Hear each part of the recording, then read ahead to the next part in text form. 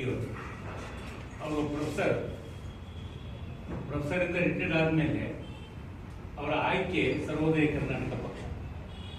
ಚಿತ್ರದುರ್ಗ ಮೂಲದವರು ಸತತ 10-15 ವರ್ಷಗಳ ಕಾಲ ಸರ್ವೋದಯ ಕರ್ನಾಟಕ ಪಕ್ಷದ ವತಿಯಿಂದ ಇಡೀ ಚಿತ್ರದುರ್ಗ, ದಾವಣಗೆರೆ, ಆ ತುಮಕೂರು ಆ ಭಾಗದಲ್ಲಿ ನಿರಂತರವಾಗಿ ಸಂಘಟಿಸುತ್ತಾ ಸ್ವಾರ್ಥ ಇಲ್ಲದೇ ಈ ಪಕ್ಷದ ಕೆಲಸ ಮಾಡ್ತಕ್ಕಂಥ ರಾಜ್ಯದ ಉಪಾಧ್ಯಕ್ಷರು ಆಗಿರ್ತಕ್ಕಂಥ ಯಾದವರೆಡ್ಡಿ ಅವರೇ, ಹಾಗೇನೆ ಶಿವರಾಜ್ ITBT ಕೆಲಸ ಮಾಡ್ತಕ್ಕಂಥ ಇಂಜಿನಿಯರ್, ರಾತ್ರೆಲ್ಲ ಅಮೆರಿಕ ಕೆಲಸ ಮಾಡ್ತಾರೆ, ಬೆಳಗ್ಗೆ ಮುಂಜಾನೆ ಭಾರತ ದೇಶ ನೋಡ್ತಾರೆ. ಅದ್ರ ಜೊತೆಗೆ ಅವ್ರ ತಂದೆಯವರು 2 ಸಾರಿ ಶಾಸಕರಾದರು. ಪ್ರಪ್ರಥಮ ಸೋಷಿಯಲಿಸ್ಟ್ ಪಾರ್ಟಿಯಿಂದ ಒಂದ್ಸಾರಿ ಬಳ್ಳಾರಿ ಜಿಲ್ಲೆಯ ಸಿರುಗುಪ್ಪ ತಾಲೂಕಿನ ಮೂಲ ಆದವರು. ನಂತರ ಈಗಿರುವಂತ ಜನತಾ ಪಕ್ಷ ಬಂತಲ್ಲ, ಆಗ ಶಾಸಕರಾಗಿರ್ತಕ್ಕಂಥವ್ರು, ಅತ್ಯಂತ ಪ್ರಾಮಾಣಿಕರು, ರೈತ ಹೋರಾಟದಲ್ಲಿ ಭಾಗಿಯಾಗಿರ್ತಕ್ಕಂಥವ್ರು, ರೇವಡಿ ಸಿದ್ದಯ್ಯನವರ ಹೆಸರು. ಅವರ ಮಗನಾಗಿ ಆ ಪರಂಪರೆಯ ಚಳುವಳಿಯ ಪರಂಪರೆ ಅವರಿಗೆ ಎತ್ತಿರೋದ್ರಿಂದ ITBT ಸಲುವಾಗಿ ಈ ತರದ ಕಷ್ಟದ ಸಂಘಟನೆಗಳಿಗೆ, ತಾತ್ವಿಕ ಸಂಘಟನೆಗಳಿಗೆ ಬರೋದು ಕಷ್ಟ. ಆದರೆ ಅವರ ಆಯ್ಕೆ ಎಲ್ಲಿ ಹಸಿರು ಶಾಲನ್ನು ಹಾಕಿಕೊಂಡು ತಮ್ಮ ತಂದೆಯವರು ಸಾರ್ಥಕವಾದ ಜೀವನ ನಡೆಸಿದ್ರು, ಅದೇ ಸಾರ್ಥಕ ಆಗ್ಬೇಕಂತೇಳಿ ನಮ್ಮನ್ನೆಲ್ಲ ಹುಡುಕಿಕೊಂಡು ಚಾಮರಸಮಾನಿ ಪಟ್ಟರು ಆ ಭಾಗದವರೇ. ಸಿರುಗುಪ್ಪ ದಾಟಿದ್ರೆ ಮಾನ್ವಿ ಹತ್ರ. ಇವರು ಕೂಡ ಇವರ ತಂದೆಯವರು ಚನ್ನಸಭಾ ಬೆಳೆದರು ಅಂತೇಳಿ ನಂಜುಂಡಸ್ವಾಮಿಯವರ ಕಾಲಘಟ್ಟದಲ್ಲಿ ರೈತ ಸಂಘಟನೆ ಸ್ಥಾಪನೆ ಮಾಡೋ ಸಂದರ್ಭದಲ್ಲಿ ಇವರು ತಂದೆಯವರು ಜೊತೆಗಿದ್ದವರು. ಹಂಗಾಗಿ ಆ ಪರಂಪರೆಯ ಹುಡುಕಿ ಚಾಮರಸ ಅವ್ರನ್ನ ನಮ್ಮನ್ನ ಕಂಡು ಭೇಟಿ ಮಾಡಿ ನಮ್ಮ ಸಂಘಟನೆ ಹುಡುಕಿ ಅವರೇ ಬಂದು ಕಳೆದ 10 ವರ್ಷದಿಂದ ಈ ಸಂಘಟನೆಗೆ ತಮ್ಮ ರಾತ್ರೆಲ್ಲ ದುಡಿದು ಹಗಲಲ್ಲಿ ನಿದ್ದೆ ಮಾಡ್ಬೇಕು ಅಂತ ದುಡಿಮೆ ITBT ಕೆಲಸ. ಆದ್ರೆ ಅದನ್ನೆಲ್ಲ ಅರ್ಧ ಕೆಲಸ ಬಂದ್ ಮಾಡಿಬಿಟ್ಟಾರೆ. ಈಗ ಅರ್ಧ ಕೆಲಸ ಬಂದ್ ಮಾಡ್ಕೊಂಡು ಇನ್ನು ಅರ್ಧ ಕೆಲಸನ ಸಂಘಕ್ಕಾಗಿ, ಸರ್ವೋದಯ ಕರ್ನಾಟಕ ಪಕ್ಷಕ್ಕಾಗಿ, ರಾಜ್ಯದ ಖಜಾಂಚಿಯಾಗಿ KS ಪುಟ್ಟಣ್ಣವರ ಕಾಲದಿಂದಲೂ ಕೂಡ ನಿರಂತರವಾಗಿ ಸೇವೆ ಸಲ್ಲಿಸತಕ್ಕಂಥವ್ರು ಶಿವರಾಜ್. ಹಾಗೆಯೇ ಚಾಮರಸ ಮಾಲಿಪಾಟರು ದೊಡ್ಡ ಪರಂಪರೆ.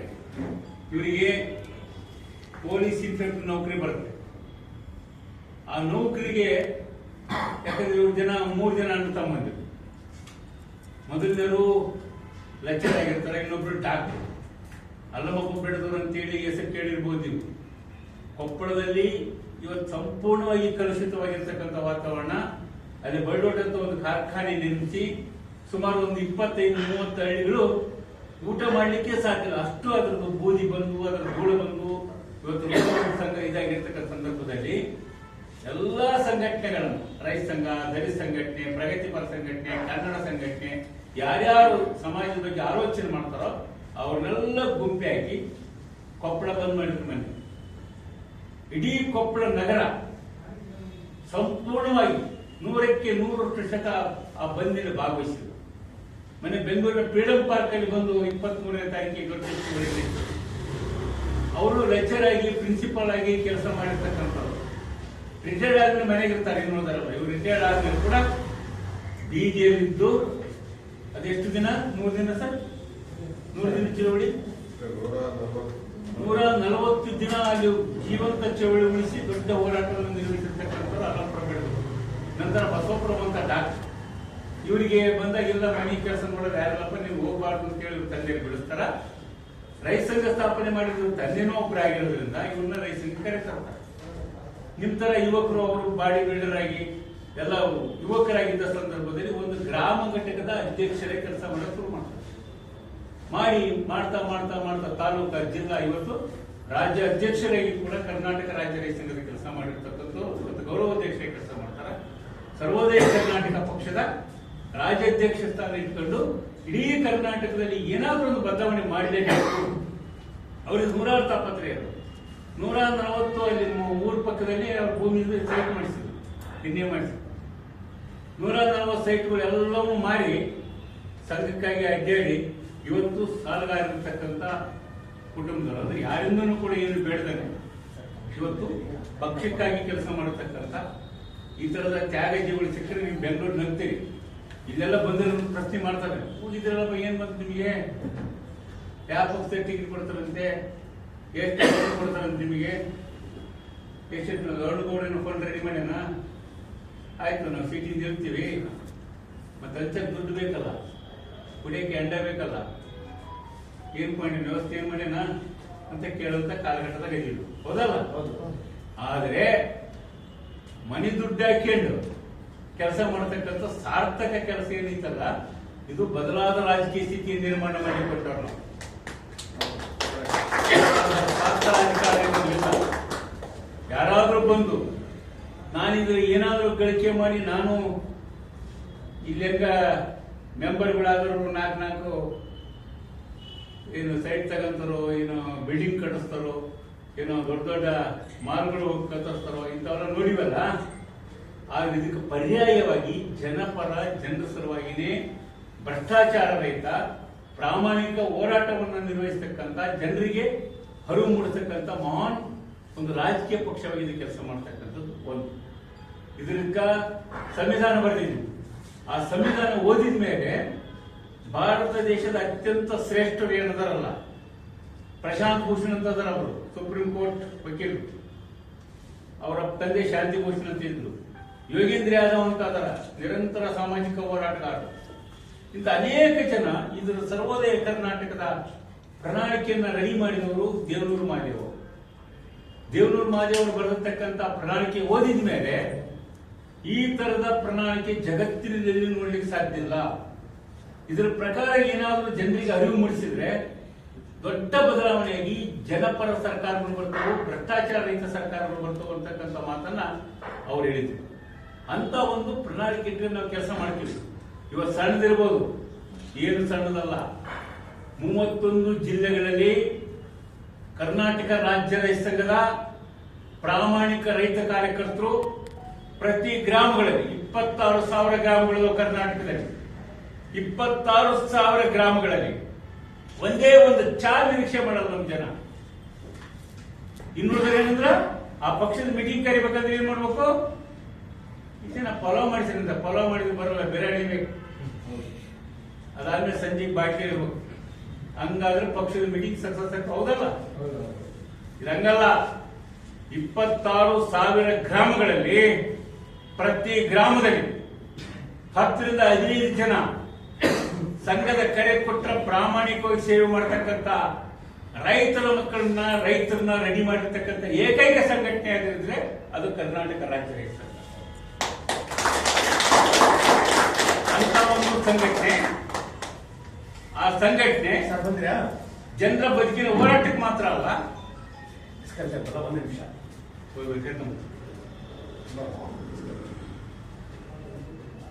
ಅಷ್ಟು ಮಾತ್ರ ಅಲ್ಲ, ಏನೋ ಬಂದ ವಿಷಯ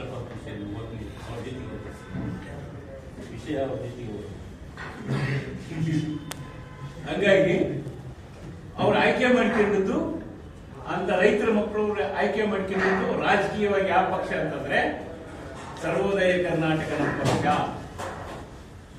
ಈ ಜೆಡಿಎಸ್, ಈ ಕಾಂಗ್ರೆಸ್, ಈ ಬಿಜೆಪಿ ಇವ್ಯಾವು ಕೂಡ ನಮ್ಮ ರೈತರ ರಕ್ಷಣೆಗೆ ಬರಲ್ಲ. ನಮ್ಮ ರಕ್ಷಣೆಗೆ, ನಮ್ಮ ಬದುಕಿನ ರಕ್ಷಣೆಗೆ ಬರಲಿಕ್ಕೆ ಸಾಧ್ಯ ಆಗಿದ್ರೆ ಅದು ಸರ್ವೋದಯ ಕರ್ನಾಟಕ ಅಂತಕ್ಕಂಥ ಹಿನ್ನೆಲೆ ಇರೋದ್ರಿಂದ ಲಕ್ಷಾಂತರ ಕಾರ್ಯಕರ್ತರು ನಮ್ಮ ಜೊತೆ ಈ ಪಕ್ಷ, ಅವರೆಲ್ಲರೂ ಕೂಡ ನಮ್ಮ ಜೊತೆ ಇದ್ದು ಹಳ್ಳಿಗಳಲ್ಲಿ ಸಂಚರಿಸಿ ಇದನ್ನ ದಿಗ್ಬಲ ಮಾಡತಕ್ಕಂಥ ಪಾರ್ಟಿಗಳು. ಆದ್ರೆ ಇವತ್ತು ನಗರದಲ್ಲಿ, ಬೆಂಗಳೂರು ಒಂದು ಕಲುಷಿತ ವಾತಾವರಣ ಇರೋ ನಗರ, ಯಾರನ್ನಾರು ನಂಬುವಂತ ಪರಿಸ್ಥಿತಿ ಇರೋ ವಾತಾವರಣ, ದ್ವೇಷ, ಅಸೂಯೆ, ಲಕ್ಷ ರೂಪಾಯಿ ಬೆಲೆ ಆಗಂತ ಊರು, ವಿಶ್ವಾಸಕ್ಕೆ ಬೆಲೆ ನೀಡಿದಂತಹ ಪರಿಸ್ಥಿತಿ, ಎಲ್ಲದರ ಮಧ್ಯೆ ಆದ್ರೆ ಒಳ್ಳೆತನಕ್ಕೆ, ಶ್ರೇಷ್ಠತೆಗೆ ಬೆಲೆ ಇದೆ. ಆ ಕಾರಣಕ್ಕೆ ಈ ಪಕ್ಷಕ್ಕೆ ನೀವು ಸೇರ್ಲಿಕ್ಕೆ ಇವತ್ತು ಇಚ್ಛೆ ಪಟ್ಟು ನಾವು ಒಂದು ಜವಾಬ್ದಾರಿ ನಿರ್ವಹಿಸ್ತೀವಿ. ಪ್ರಾಮಾಣಿಕ ದಾರಿಯಲ್ಲಿ ನಮ್ದು ಒಂದು 2 ಹೆಜ್ಜೆ ಅಂತೇಳಿ ಬಂದಿದ್ದೀರಲ್ಲ, ಇದು ಅತ್ಯಂತ ಸಾರ್ಥಕವಾದ ಕೆಲಸ. ಈ ಕಾರಣಕ್ಕೆ ನಿಮ್ಮೆಲ್ಲರನ್ನೂ ಕೂಡ ಬಹಳ ಗೌರವಯುತವಾಗಿ ನಮ್ಮ ಪಕ್ಷದ ಶಿಸ್ತನ್ನ ತಿಳಿಸಕ್ಕಾಗಿನೇ ಒಂದಿನ ಸಭೆ ಮಾಡಬೇಕಾಗುತ್ತೆ. ಬಹಳ ಶಿಸ್ತಿನಿಂದ ಕುತ್ಕೊಂಡು ಕೇಳಲೇಬೇಕಾಗುತ್ತೆ. ಯಾಕಂದ್ರೆ ಇವತ್ತು ನಮ್ಮ ಪಕ್ಷದ ಪ್ರಣಾಳಿಕೆಯನ್ನು ಏನೂ ಹೇಳಿಲ್ಲ. ನಾವು ಪಕ್ಷದ ಪ್ರಣಾಳಿಕೆ ಪ್ರಾಥಮಿಕವಾಗಿ ಗೊತ್ತಿರಬೇಕು. ನಾವು ಸಮಾಜಕ್ಕಾಗಿ ಬದುಕ್ತೀವಿ ಅಂತಕ್ಕಂಥ ಇಚ್ಛೆ ಇರ್ತಕ್ಕಂಥವು. ಹೆಂಗ ಸ್ವತಂತ್ರ ಚಳವಳಿ ಭಗತ್ ಸಿಂಗ್ ಆಗಲಿ, ಸುಭಾಷ್ ಚಂದ್ರ ಬೋಸ್ ಆಗಲಿ, ಮಹಾತ್ಮ ಗಾಂಧೀಜಿ ಆಗಲಿ, ಯಾವ ದಾರಿಯಲ್ಲಿ ನಡೆದ್ರು ಕನಿಷ್ಠ ಆ ದಾರಿಯಲ್ಲಿ ನಡೀತಕ್ಕಂಥ ಮನಸ್ಸುಳ್ಳವರ ಸಂಘಟನೆ ಇದೆ. ಆ ಕಾರಣಕ್ಕೆ ಅದರ ಪ್ರಣಾಳಿಕೆಯನ್ನು ಒಂದ್ಸರಿ ಓದಿ ಇನ್ನೆಲ್ಲ ಸೇರಿಸ್ತಕ್ಕಂಥದ್ದು ಇವತ್ತು ಪ್ರಥಮ ಸರಿ ಒಂದೇ ಸಾರಿಗೆ ನಿಮ್ಗೆಲ್ಲ ಹೇಳ್ಬಿಟ್ರ ಈಗ ನೀರೇ ಪೂರೈಕಾಗಲ್ಲ. ಅದು ಕಡುಬು ತುರುಕಿದ್ರೆ ಏನಕ್ಕೆ ಹೋಗಲ್ಲ. ನೀರು ಹೋಗದ ಗಂಟಲ್ಲಿ ಕಡುಬು ತುರುಕಿದಂತ ಆಗಬಾರ್ದು ಅಂತ ಹೇಳಿ ನನ್ನ ಅಭಿಪ್ರಾಯನೇ ಕೇಳಿ ಮುಂದಿನ ದಿನಗಳೆಲ್ಲ ವಿಚಾರಗಳನ್ನ ತಿಳಿಸೋಣ. ಹಾಗೇನೆ ಬಂದ್ರೆ ನಾಗೇಂದ್ರವರು ದಾರಿಯಾಗಿದ್ರೆ ಬರ್ಲಿ, ಇಲ್ಲಿ ಬರ್ರಿ